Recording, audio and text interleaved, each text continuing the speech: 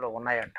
అంటే ఎవరు ఏ సాధన చేసినా మా గురువుగారు మాకు ఫలానా చెప్పారంటే ఈ 1,25,000 మార్గాల్లో ఒక్కొక్క గురువుగారు ఒక్కొక్క మార్గాన్ని అన్వేషణ చేస్తారు. సదాశివుడి చేత ప్రచారంలో ఉన్నాయి. అంటే ఎవరు ఏం చెప్పినా నేర్చుకోవడంలో తప్పు లేదు, చెప్పేవాళ్ళ వల్ల తప్పు లేదు. కానీ ఇది కాదు ఇది, ఇది కాదు ఇది అని నేతేతి వాక్యముల చేత ఏది యథార్థమో, ఏది అడ్డుదారో, దేని ద్వారా మనం ఆత్మసాక్షాత్కారాన్ని పొందగలుగుతామో త్వరలోనే, ఈ జన్మలోనే అన్నటువంటి దానిని విచారణ ద్వారా తెలుసుకొని ఈ 1,25,000 మార్గాల్లో ఉత్తమమైనటువంటి ఈ నాదానుసంధానము లేక లయయోగం అన్నటువంటిది తెలుసుకోవడానికి ప్రతి సిద్ధ విద్యార్థి ఒక్కొక్క ఆటం బాంబు. అది మనకు తెలియదు, బాగా సాధన చేసినప్పుడే తెలుస్తుంది. కాబట్టి మనలోంచి మాయ ఆవరిస్తుంది, మరల దాన్ని మనమే తొలగించుకోవాలి. మాయ అంటే వారు ఒక ఉపమానం చెప్తారు సిద్ధవేదంలో.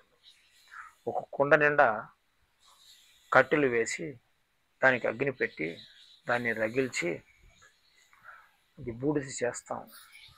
ఇప్పుడు అది కాల్చేటప్పుడు పొగ తయారవుతుంది.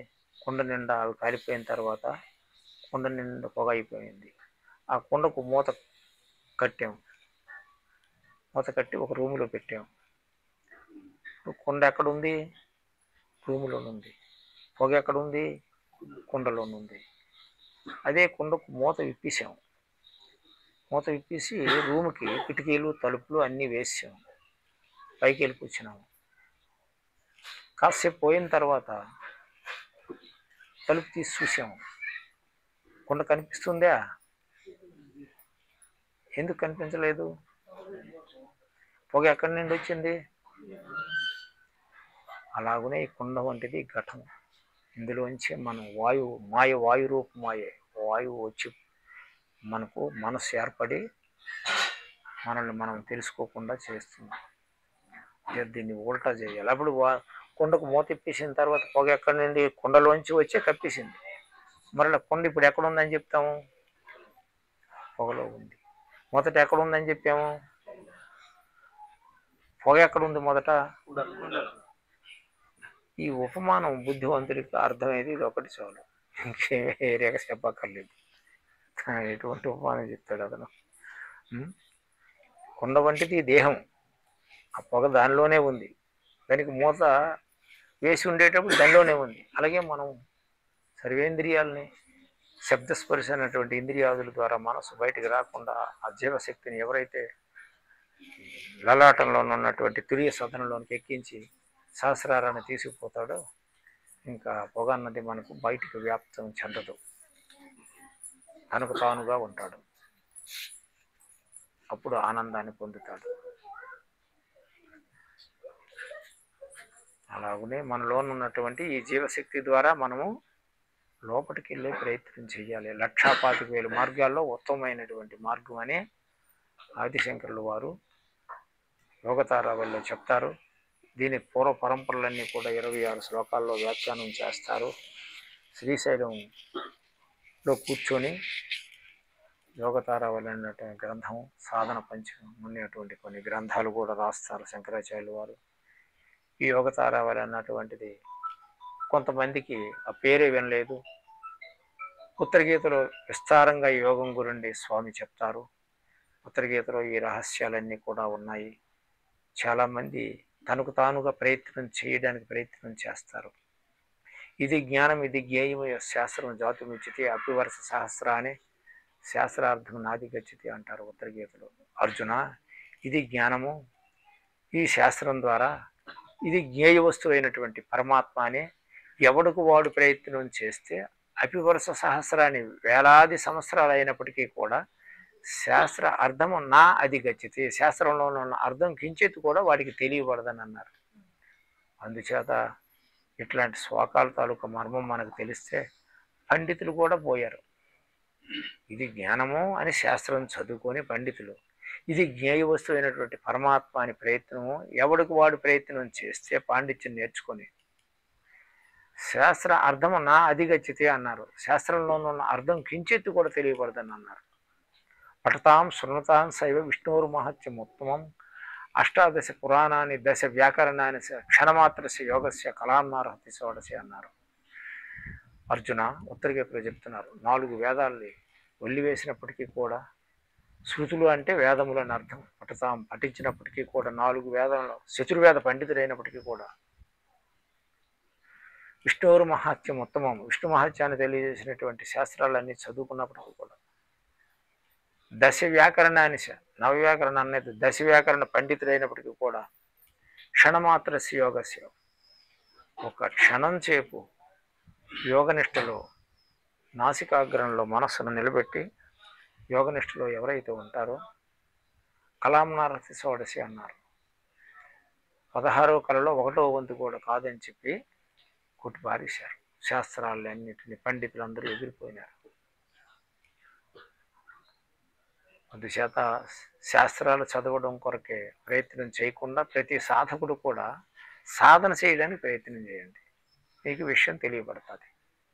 మన సొంత ధనము, తరగనటువంటి ధనము, దీన్ని ఎవరు కౌంట్ చేయలేరు, ఇంతని విలువ కట్టలేరు. ఎందుకు అంటే ఇది బ్రహ్మ విద్య. ఈ బ్రహ్మ విద్య కొరకే మన మానవ దేహం వచ్చింది, ప్రసాదించాడు స్వామి. మానవుడే మాధవుడు, మాధవుడే మానవుడు. ఈ మానవ జన్మ 3 దుర్లభం అంటారు శంకరాచార్యులు వారు. 3 దుర్లభం అంట. మానవ జన్మ రావడమే దుర్లభం. ఇందుకు బ్రహ్మజ్ఞానం కొరకు ప్రయత్నం, బ్రాహ్మణత్వం సంపాదించుకోవడం దుర్లభం అన్నారు. ఈ జన్మలోనే నేను మోక్షాన్ని పొందాలన్నటువంటి దానికి ప్రయత్నం చేయటము మరియు దుర్లభం అన్నారు. ఈ 3 పూర్తి చేసుకున్నవాడే మానవుడు. మానవుడు అంటే ఎవరు? మననశీలం కలిగిన వాడని అర్థం. మనస్సు చేత ఏది నిత్యము ఏది అనిత్యం అని తెలుసుకున్నవాడే మానవుడు. అంతేగాని ఏదో తిండి తిన్నాము అంటే లోడు అన్లోడ్ చేసే పని ఏమీ లేదు. నది మనం చేసే ఘనకార్యం ఏమీ లేదు అని తెలుసుకోలేకపోతున్నాం. ఏదో పొట్ట నిండా తిండి, కంటి నిండా నిద్ర, ఇంటి నిండా పిల్లలు, కరెన్సీ ఉంది అని అనుకుంటున్నాడు. వీటి వల్ల ఏమొచ్చింది చెప్పండి? దుఃఖమే వస్తుంది, సుఖం రాదు. చేత మానవుడే మాధవుడు కాబట్టి మాధవతత్వాన్ని తెలుసుకోవడం కొరకు ఈ జన్మలోనే నేను మోక్షాన్ని పొందాలి అన్నటువంటి తీవ్రమైనటువంటి ఆంక్ష, కోరిక ఉండాలి. ఉన్నప్పుడే పొందగలుగుతాడు. యద్భావం తద్భవతి తదాస్తు అంటాడు పరమేశ్వరుడు. మనం ఎప్పుడైతే మనసులో నిర్దిష్టమైనటువంటి ఆలోచన పెట్టుకొని ఈ జన్మలోనే నేను పరమాత్మని పొందాలి, నాకు ఆత్మదర్శనం కావాలి, నేను పరమాత్మ స్వరూపం నాలోనే ఉంది, అది నేనయ్యే ఉన్నాను, నాకంటే అన్యంగా లేడు అని శాస్త్రం ద్వారా, గురువు ద్వారా నేతి వాక్యముల చేత ఇది కాదు ఇది, ఇది కాదు ఇది అని చెప్పి ఆత్మ సాక్షాత్కారం కొరకు ఎవరైతే ప్రయత్నం చేస్తారో, త్రిసంధ్యల్లో యోగం చేస్తారో అట్టి వారికి ఓ పార్వతి నీవు నేను నమస్కరింపదగిన వారు అని చెప్పారు. అంటే యోగానికి ఎంత ప్రయారిటీ ఇచ్చారో చూడండి. మనం దీన్ని చిల్లీగా చూస్తున్నాం, పాపం ఏమీ తెలవకుండా చూస్తున్నాం. ఏదో గురువుగారు ఇచ్చారు, ఆయనకి ఏం పని లేదు, మనకు పని లేక ఏదో ఆయన దగ్గరికి వెళ్తున్నాం, ఊపిరి రాగుతున్నాం అని చెప్పేసి ఏదో అనుకుంటున్నారు. త్రిసంధ్యల్లో కూడా ఈ యోగాన్ని ఎవరైతే చేస్తారో అటువంటి వారికి పార్వతి నీవు నేను కూడా నమస్కరింపదగిన వారట. అంతటి గొప్ప విద్య మనం చేస్తున్నది. ఇది కథలు కాదు, సోదులు కాదు. Don't depend on others. ఎవరి మీద ఆధారపడకండి. మీ మనస్సే మీకు గురువు. పుట జపం చేసుకోండి. అలాగే ఆశ్రమం దగ్గరలో ఉన్నటువంటి వాళ్ళు ఒక వారానికో నెలకో వచ్చి జపం చేసుకోండి. చేసుకుంటే ఇది మహోన్నతమైనటువంటి విద్య. దీనికి సమానమైనటువంటి విద్య 14 లోకాల్లో లేదు. ఇది మంత్రం కాదు, తంత్రం కాదు. మనలోనూ 24 గంటల్లోనూ 21,600 సార్లు జరుగుతూనే ఉంది. ఇది ఎవరు జరిపిస్తున్నారు? అది జరగడానికి మన ప్రియమయం ఏమైనా ఉందే? ఏమీ లేదు. మనం ప్రయత్నం చేయటం లేదు, అది జరుగుతూనే ఉంది. అందుచేత ఇది మూల మంత్రము అంటారు. మననాత్ రాయితీ మంత్ర. మననం చేసిన కొలది మనల్ని రక్షణ చేస్తుంది, ఊర్ధ్వానికి తీసుకుపోతుంది, తీసుకుపోయి ఆత్మసాక్షాత్కారం కనుగింపజేస్తుంది ఓంకారం. ఊర్ధ్వానికి పోతే సందేహం నివారణ అయిపోతుంది. ఎప్పుడైతే ఊర్ధ్వానికి తీసుకుపోతామో జీవుణ్ణి మనకు జవాబు దొరుకుతుంది. ప్రశ్న అన్నది ఉండదు, జవాబు దొరుకుతుంది. జవాబు దొరకాలంటే మనం ప్రశ్నలు వేస్తుంటాము. మనస్సు ఆగితే కానీ ప్రశ్నకు జవాబు దొరకదు. అందరి ప్రశ్న కూడా అర్జునుడు ఒకే ప్రశ్న వేసినాడు. వరల్డ్లోనున్న ప్రతి మానవుడికి కూడా ఇది ప్రశ్నే. ఆ ప్రశ్న తర్వాత ఇంక ప్రశ్న వేయవలసిన పనే లేదు. చంచలమే మనః కృష్ణ ప్రమాదేని బలవద్రుడం తస్యాహం నిగ్రహం మన్యే వాయురేవ సుదుష్కరం అంటారు. కృష్ణ, ఈ మనస్సు మిగులు చంచలమైంది, ప్రమాదేని బలవద్రుడం, ప్రమాదకరమైనది, అవసరం లేని వస్తువుల మీద అన్నిటి మీద పరిగెడుతుంటుంది. ఏది అవసరం లేదో వాటి మీదకే వెళ్తుంటుంది. ప్రమాదకరమైనటువంటిది. తనకు కావలసింది వేరుగా ఉంది మానవుడికి. దాన్ని కష్టపడి నేర్చుకొని సుఖించడం నేర్చుకోవడం మానవ జీవిత ధ్యేయం, పరమావధి. అది మానేసి అవసరం లేని దాని మీద, చెత్త కుండీల మీద ఈ మనస్సు పోయి పునరపి జననం పునరపి మరణం, విష సర్కిల్లోకి వెళ్ళిపోతున్నాం. రేపో నేడో ఈ ఉపాధి పోతుంది. ఇది నీటి మీద బుగ్గ. దేహం పశ్చితీతి పశువు, ఈ దేహమే నేను అనుకున్నవాడు పసివి అని అంటున్నారు మహర్షులు. ఎంతసేపు దీనికే ముస్తాబు చేస్తాం, దీన్ని చూసే మురిసిపోతుంటాం. దీనికి సంబంధ బాంధవ్యాలు ఏర్పాటు చేసుకొని వాటితోటే మన జీవితం అంతా గడిచిపోతుంది. అంతా విష సర్కిలే కానీ అమృత సర్కిల్లోనికి ఎవడో అడుగు పెట్టలేదు. అందుకు ధారేషణ, ధనేషణ, ఉద్వేషణ, ఇషణత్రయముల్లో తగులుకున్నారు. ప్రతి ఒక్కరు కూడా ఇషణత్రయములు. ఇషణత్రయములు అంటే 3: భార్య యందు మమకారము, పిల్లల యందు మమకారము, ధనం యందు మమకారం. ఈ 3 మనల్ని పట్టు పీడించుకొని ప్రపంచ విషయాల్లో కొట్టుమిట్టాడుతున్నాడు ప్రతి ఒక్కరు కూడా. అవి విడిచిపెడితేనే మోక్షం వస్తుందని మహర్షులు చెప్తున్నారు. వాటితోటే మన జీవితం అంతా కూడా గడిచిపోతుంది. అదంతా విష సర్కిల్ అని తెలియకుండా వాటిని ఆర్జించడంతో మన జీవితం అంతా గడిచిపోతుంది. మన జీవిత ధ్యేయం ఏమిటి? మోక్షాన్ని పొందడమే మానవ జన్మ తాలూకా ఉద్దేశం. అదే విద్య, బ్రహ్మ విద్య. అన్య విద్య పరిజ్ఞానం అవశ్యం నశ్వరం భవేత్. బ్రహ్మ విద్య పరిజ్ఞానం బ్రహ్మ ప్రాప్తి కర్మ స్థిరము. అన్య విద్యలన్నీ కూడా పొట్టకూటి విద్యలు అని చెప్పారు ఉపనిషత్తుల్లో మహర్షులు. మనం ఏ విద్య నేర్చుకున్నా, ఎంత గొప్పవాడైనా పొట్టకూటి విద్యలు అని చెప్పారు, అన్య విద్యలు అని చెప్పారు. బ్రహ్మ విద్య పరిజ్ఞానం బ్రహ్మ ప్రాప్తి కర్మ స్థిరం అన్నారు. కట్టకడకో ఈ బ్రహ్మ విద్య ఒకదానినే నిల్చోబెట్టారు. ఆ తత్వం అవన్నీ కూడా పట్టుడు మెతుకుల కొరకు, కోటి విద్యలు కూటి కొరకనే శలోక్తిగా అందరు నోట్లోంచి కూడా వస్తుంది. కానీ ఆ కూటి కొరకే ప్రయత్నం చేస్తున్నాడు, కానీ ఈ బ్రహ్మ విద్య కొరకు ప్రయత్నం చేయలేదు. అది ఎంత మాయో ఏమిటో మరి అర్థం కావటం లేదు. అన్య విద్యలన్నీ కూడా జానుడు పొట్ట కొరకు, పట్టుడు అన్నం కొరకే. తత్వమై ఎంత గడించినా కాగితాల రూపంలోను, లోహాల రూపంలోను ఉంటాయి. ఇనప ముక్కలు ఉన్నాయి, బంగారం ఉంది, వెండి ఉంది, అవేవో లోహాలు ఉన్నాయి. అన్నీ లోహాలే. లక్షాధికారైన లమను మన్నము కానీ విడిసి బంగారంపు మింగపోడు. ఎంతటి కోట్లాధిపతి అయినా సరే ఓ బంగారు ముక్క మింగుతాడా చెప్పండి? పట్టుడు అన్నమే తింటాడు. అందుచేత మోసపోక ఈ విద్య అన్నటువంటిది అన్ని విద్యలన్నీ కుట్టుబారేశారు మహర్షులు. బ్రహ్మ విద్యా పరిజ్ఞానం, ఈ బ్రహ్మ విద్యా పరిజ్ఞానం ఎవరిలోనూ ఉంటుందో బ్రహ్మ ప్రాప్తి కర్మ స్థిరము, బ్రహ్మాన్ని పొందింపజేస్తుంది. ఈ జన్మలకి కూడా ముందుకు పోతాడు. అందుకు ఈ యోగాన్ని అభ్యసించినటువంటి వాడికి నాశనం లేదని చెప్పారు. అది ప్రశ్న, అందరిది ప్రశ్న ఏంటంటే, చెంచిన మనస్సు సాధన చేసేటప్పుడు చంచలం అయిపోతుందండి అని అంటారు. చంచలం ఎందుకు అవుతుంది? వాయువు చెలుస్తుంది దాని ఇష్టానుసారంగా, పగ్గాలు లేని గుర్రంలాగా. ఆ వాయువుని ఎవడైతే ఉల్టా చేసి ఊర్ధానికి తిప్పి కంట్రోల్ చేస్తాడో, పెంకితైన గుర్రానికి కళ్ళెం వేసి సారథి చేతిలో కళ్ళెం ఉంటే చెప్పేటట్టు రూటును అనుసరించి వెళ్తుంది గుర్రం. అలాగునే మన ఇంద్రియాలన్నీ గుర్రాలు లాంటివి, ఈ శరీరం రథం లాంటిది. శరీరం రథమే వంతు బుద్ధింటి సారథి, బుద్ధి సారథి. కాబట్టి ఇంద్రియాల గుర్రములు అవి లాగుతూనే ఉంటాయి ఎప్పుడు మాయలోనికి. కాబట్టి బుద్ధివంతులైనటువంటి వాళ్ళు ఈ చంచలమైనటువంటి మనస్సుని, అర్జునుడు వేసిన ప్రశ్న, పామరుడి దగ్గర నుండి పండితుడి వరకు ఈ ఒకే ప్రశ్న వేయాలి. ఈ ప్రశ్నకు సమాధానం వెతుక్కోవాలి. చంచలమైనది, బలమైనటువంటిది, దృఢమైనటువంటిది. గాలిని నిలపడం ఎంత కష్టమో మనస్సును నిలపడం అంత కష్టమో. కృష్ణ అని ప్రశ్న వేశాడు చాలు. ఇది అందరిది ప్రశ్నే. నా మనసు నిశ్చలమైపోయిందని పండితుల దగ్గర నుండి పామరుడి వరకు ఎవ్వడు కూడా చెప్పలేడు. అందుచేత అందుకు ఆయన ఏమంటాడు, అసంశయం మహాబాహో, అర్జునుడు చెప్పింది కరెక్ట్ అని ఒప్పుకున్నాడు. కృష్ణుడు కూడాను అసంశయం, సందేహం లేదు, నీవన్నది కరెక్టే. మనోదూరిని గ్రహించాల, మనస్సును నిగ్రహించడం మహా కష్టము ఆయన అన్నవే అది వాస్తవమే అన్నారు. ఆయన పక్కే మాట్లాడాడు, సందేహం లేదు, నువ్వు అన్నది కరెక్టేను, కానీ అభ్యాసేనతో కౌంతేయ వైరాగ్యానికి సగృహీతే. అదిగో చూసారా ఎక్కడికి వచ్చారు మళ్ళీ కృష్ణుడు కూడాను.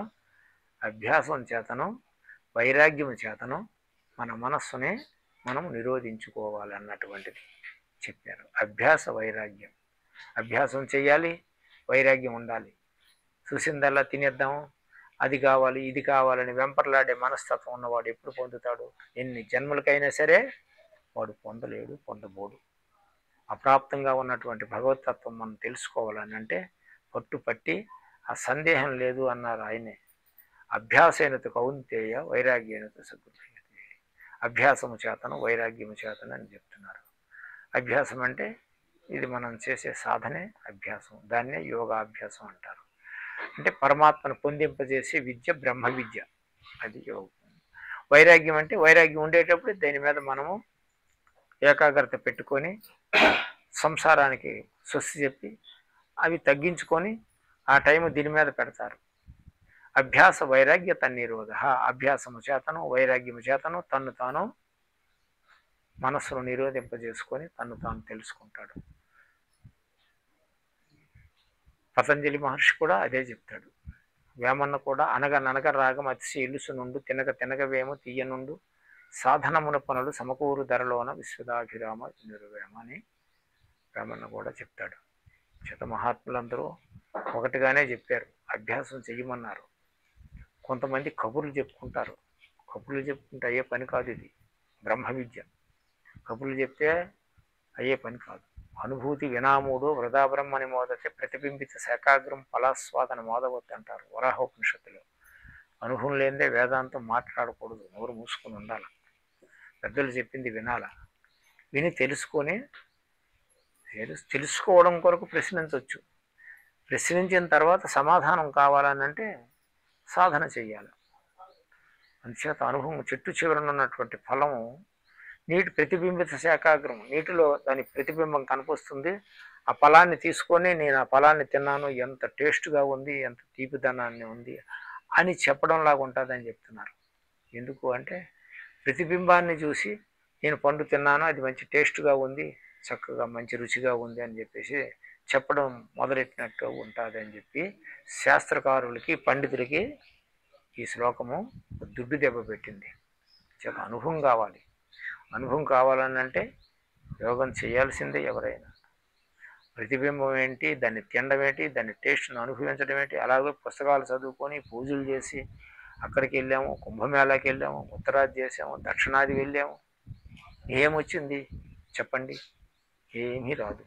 మనస్సు నిలవలేదు. అక్కడికి వచ్చిన తర్వాత గజ్జి చెరగ పట్టుకుంటుంది. 1 మాసం 2 మాసాలు రోగగ్రస్తుడు అయిపోతాడు. అందరు ములిగాము ఇందరు ములిగాము అని చెప్తారు. ఇవేవి కాదు, ఇవేవి కూడా ప్రవృత్తి మార్గం కాదంటే తెలియని వాడికి అది అవసరం, తెలిసిన వాడికి వాటితో పని లేదు. నిజాత మనకు తెలిసింది కాబట్టి ప్రయత్నం చేసుకోవాలి. యథార్థం తెలిసిన తర్వాత గురువు చెప్పారు, శాస్త్రం చెప్తుంది, మన స్వానుభవంలోనికి దాన్ని తీసుకురావాలి. అప్పుడు బ్రహ్మ విద్యకు అధికారి అవుతాడు. చేత బ్రహ్మ విద్య అధికారి అయినప్పుడు ఆత్మానుభూతి పొందుతాడు. పొందాలంటే కాలంలోనే మనకు అన్నీ కలిసి వస్తాయి. చేత మనం ఏం చేస్తున్నాము? బయటికి వెళ్ళిపోతున్నాం. శిలా ముద్దారు పాత్రేసు దైవ బుద్ధి ప్రకల్పితం. మనం స్వయంగా చేసినటువంటి దేవాలయాలకు పోతున్నాడు. శిలతోటి రాళ్ళతోటి పాషాణ లోహ మణి మృణ్మయ విగ్రహేసు పూజ పునర్జనన భోగకరి. చూసారా, పాషాణాలతోటి రాళ్ళతోటి కొయ్యలతోటి విగ్రహాలు తయారు చేసి వాటిని పెట్టి మనం తయారు చేయించి మనమే వాటికి మొక్కుకుంటున్నాం. శిలాము ఉద్దారు పాత్రేసు దైవ బుద్ధి ప్రకల్పితం అకల్పిత స్వయం జ్యోతి అహో అజ్ఞ జనాజ్ఞత అంటారు శంకరాచార్యులు వారు. ఈ అజ్ఞానుడి తాలూకు అజ్ఞానమే నవ్వుకుంటారు ఈ శ్లోకం అర్థమైతే. మరి కాదా మరి మనమే ఒక శిల్పికి కిరాయిస్తున్నాము, వాడంత ముందు దొడ్డుకి వెళ్తున్నాడో ఒంటికి వెళ్తున్నాడో తొక్కినటువంటి బండ తీపించుకొచ్చాడు, దాన్ని చెక్కి కృష్ణుడు రాముడు విగ్రహం పెట్టాడు, దానికి మొక్కుకుంటున్నాడు. ఎంత తెలివి ఉంది మనకు. భారతదేశంలో పుట్టి కూడా మన తెలివిని ఎంతగా ప్రదర్శిస్తున్నామో ఆ మహాత్మునికి అర్థం కావాలి. శిల ముద్దారు పాత్రేసు దైవ బుద్ధి ప్రకల్పితం అకల్పిత స్వయం జ్యోతి అహో అజ్ఞ జనాజ్ఞత.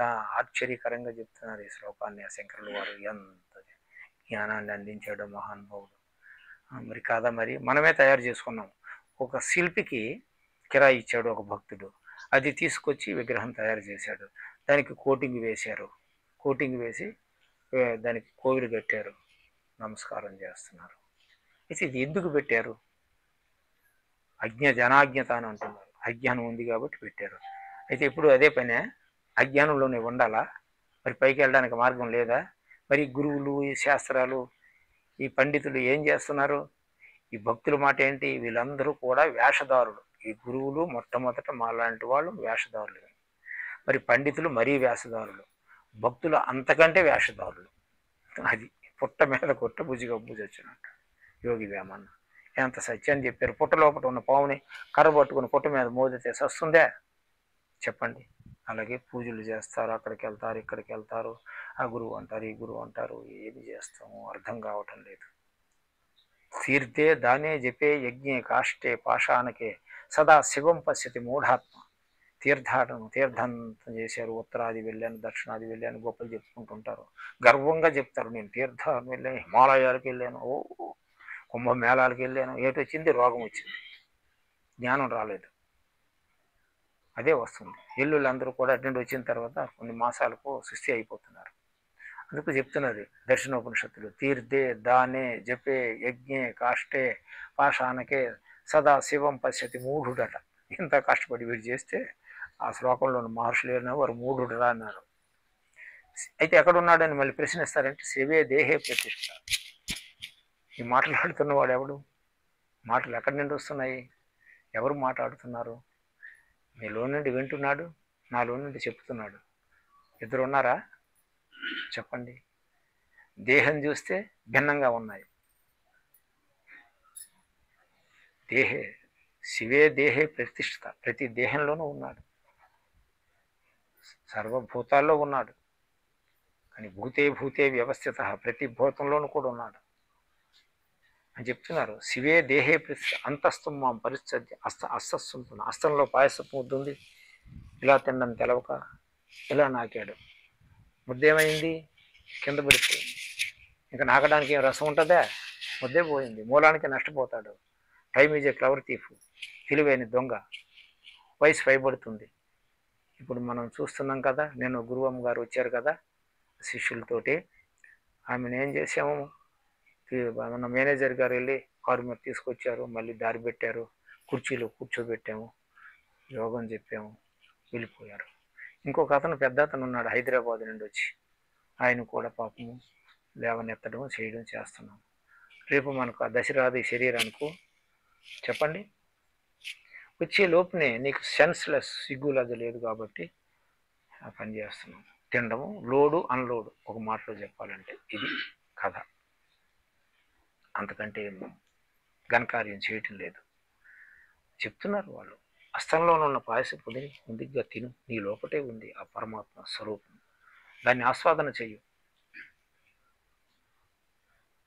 అజ్ఞానం భావనార్థాయ ప్రతిమాం పరికల్పిత. అవి ఎందుకు పెట్టారు అంటే అజ్ఞానుల కొరకు దేవీ దేవత ఉన్నదని స్మృతి చిహ్నం కొరకు పెట్టారు, అంతవరకే. కానీ అదే నీకు మోక్షాన్ని అందించదు. నీతో మాట్లాడుతుందా? నువ్వు పెట్టిన ప్రసాదం తీసుకుంటుందా?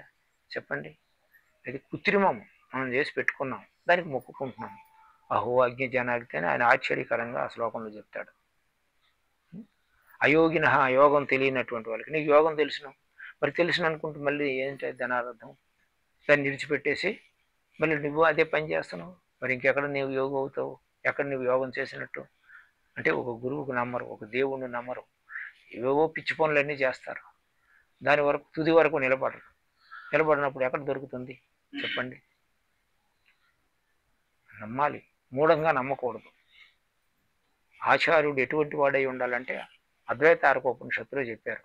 అటువంటి లక్షణాలు ఉన్న ఆచార్యుని చేరి, ఆచార్యో వేద సంపన్ను విష్ణుభక్త విమత్సర, విష్ణుభక్తుడై ఉండాలి, వేదశాస్త్రాలు మర్మం తెలిసి ఉండాలి, యోగజ్ఞం యోగనిష్టసి, యోగం తెలిసి ఉండాలి ఆయనకు.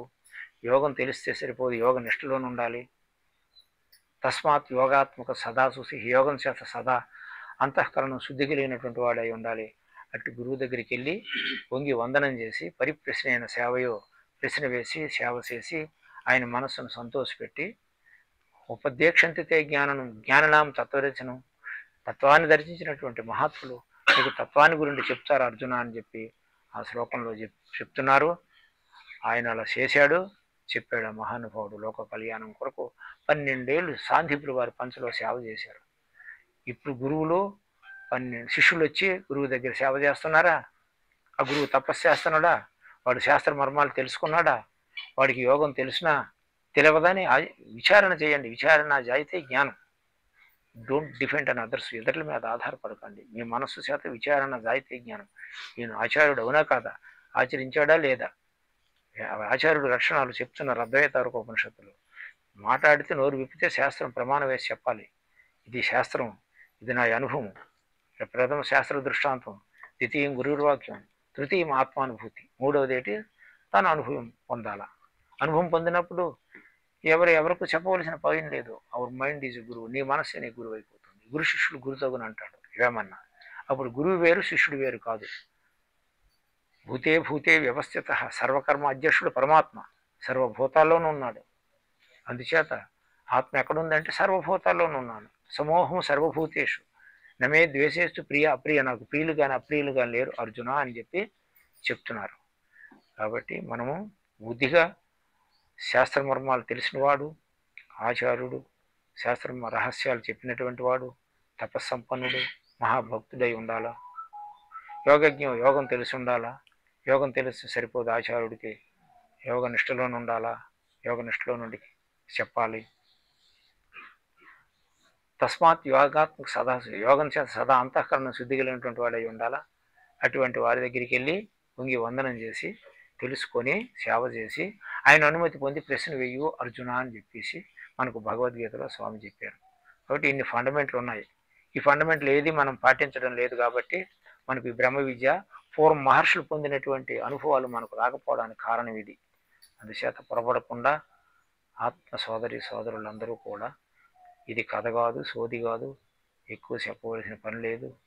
మీరు ఉపాసన చేయండి, నేను ఉపాసన చేశాను, మీరు చేయండి, పొందండి. స్వస్తి ప్రజాభ్యాం పరిపాలయంతాం న్యాయేన మార్గేణ మహీమహీషాం గో బ్రాహ్మణేభ్యం శుభమస్తు నిత్యం. లోకా సమస్తా సుఖినో భవంతు. లోకా సమస్తా సుఖినో భవంతు. లోకా సమస్త జనో సుఖినో. ఓం శాంతి శాంతి.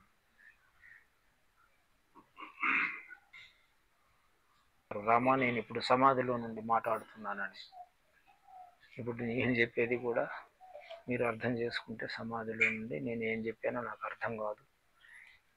ఇన్స్ట్రుమెంట్లో నుండి ఆయన పని చేస్తున్నాడు, అది ఆయనకు ఒక పనిముట్టు మాత్రమే. అంచేత పొరపడకుండా ఆత్మ సోదరులందరూ కూడా ఈ విద్య మీద దృష్టి సారించి మీరు ఎక్కడ ఉన్నా సరే విద్యని మాత్రం బాగా అభ్యాసం చేసుకోండి. మహోన్నతమైన స్థితికి ఈ జన్మలోనే పొందుతారు. మన ఆర్యులు మనకు చెప్పారు, గురుదేవులు కూడా చెప్పారు.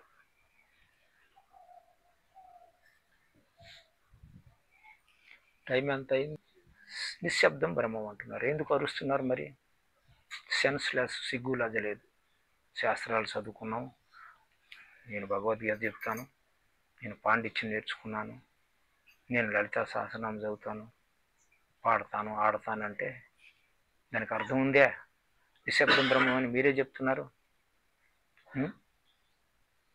మరి నిశ్శబ్దంగా ఉండగలిగి దాన్ని గ్రహించగలుగుతున్నారా?